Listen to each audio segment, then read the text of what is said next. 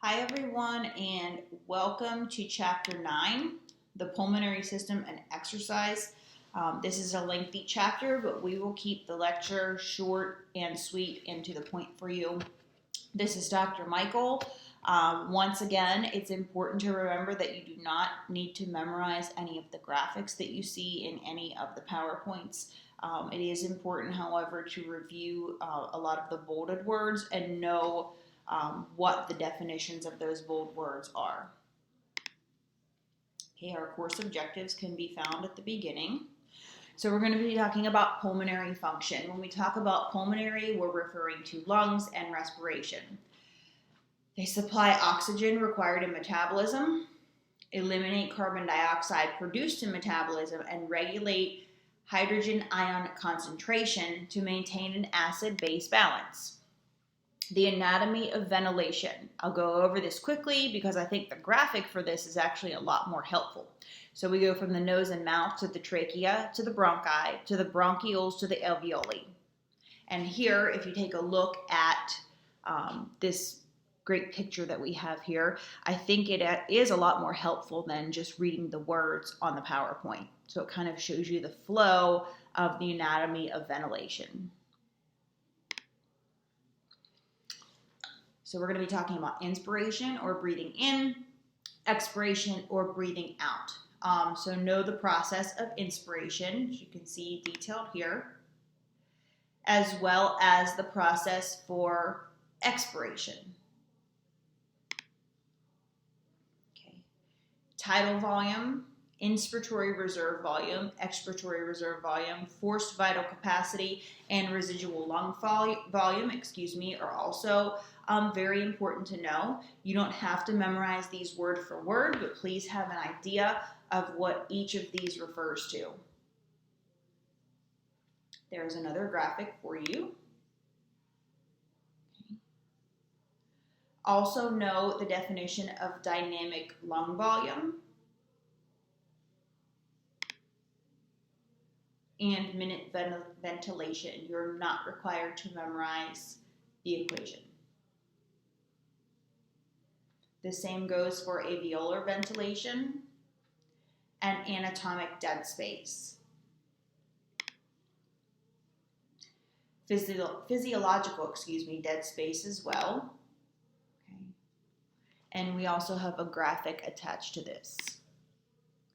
So let's talk about some disruptions in normal breathing patterns. So when we think about normal breathing patterns, you probably think about breathing in, let's say, a sedentary state or when you were just sitting.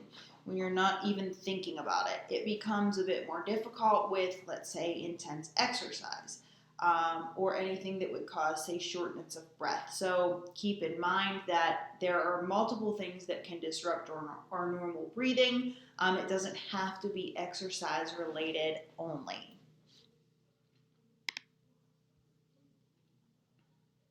Okay, you do not have to memorize this bottom part, if you can see me highlighting over here. You do not have to memorize or know this bottom part, but do know what gas concentration means. So the amount of gas in a given volume determined by the product of the gas's partial pressure and solubility. Gas pressure, so the force exerted by gas molecules against the surfaces they encounter, as well as partial pressure. Henry's law, it's important to know this definition as well. So the amount of gas dissolved in a fluid depends on the pressure differential between the gas above the fluid and dissolved in it and the solubility of the gas in the fluid.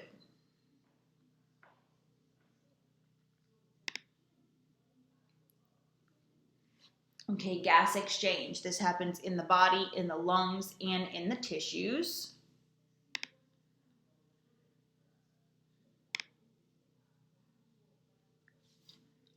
Oxygen transport in blood.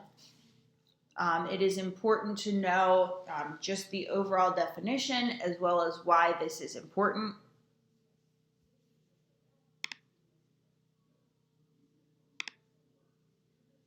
Carbon dioxide transport in blood as well. Ventilatory control during rest. Some neutral factors. The respiratory cycle comes from an inherent automatic activity of inspiratory neurons. Exhalation begins by a passive recoil of stretched lung tissue and raised ribs. So you can picture what it's like when you're breathing, when you're exhaling, when the inspiratory muscles relax. Activation of expiratory neurons and associated muscles that further facilitate expiration. As expiration proceeds, the inspiratory center is released once again from inhibition and progressively becomes more active. So I'm sorry, I skipped one there. Okay, you do not need to know anything that you would find on this slide, or of course, the photo.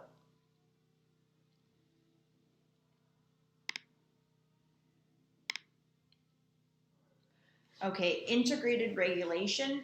There's no single factor that controls breathing and exercise. So phase 1, ventilation.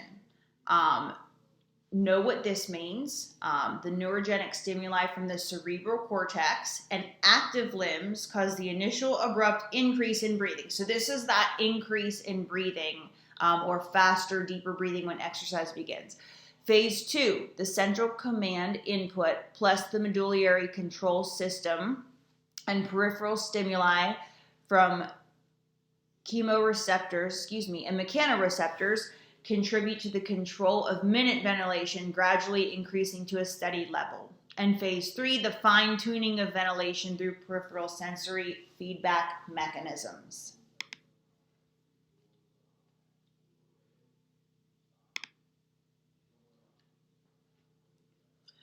Okay, ventilation during steady rate exercise. So when we talk about steady rate exercise, many of you may have heard the term HIIT or HIIT, high intensity interval training. We're not talking about something like HIIT with short bursts of energy. We're talking about maybe a steady state jog, okay? So that's what we mean when we're talking about steady state or steady rate exercise. So ideally, during steady state exercise, your ventilation should remain pretty consistent during steady state exercise. Okay, the threshold refers to the point at which pulmonary ventilation increases disproportionately with oxygen uptake during graded exercise. So as you increase your intensity, there's a point where you can't inspirate and expirate any harder than you already are. That would be considered your threshold.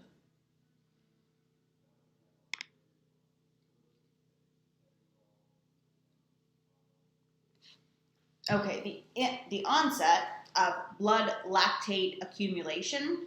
This is indicated by the eventual sharp upswing in ventilation related to oxygen uptake during incremental exercise. It implies that there's an imbalance between the rate of blood lactate appearance and disappearance. Okay, this typically occurs between 55 to 65% of your VO2 max in healthy, untrained subjects and equals more than 80% of VO2 max in highly trained endurance athletes. So when we're talking about highly trained endurance athletes, we're talking about Olympic athletes, not someone like, say, myself who exercises 3, 4, 5 times a week. So we're talking about highly trained, specialized athletes.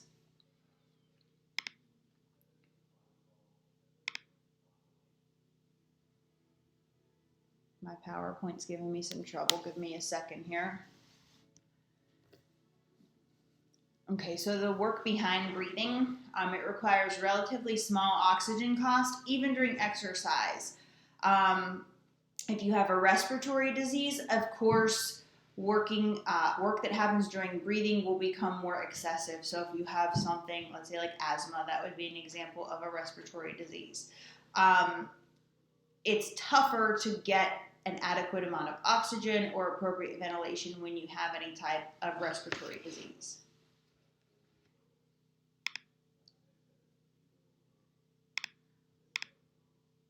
And that concludes Chapter 9. This was a shorter lecture. I hope that it helped just a bit. Some of the information in this chapter is a bit more complicated than chapters in the past. So just be sure to read over and study a lot of the predominant definitions and different things that I had spoken about during this chapter. If you have questions, please feel free to reach out anytime, and I will talk to you all soon.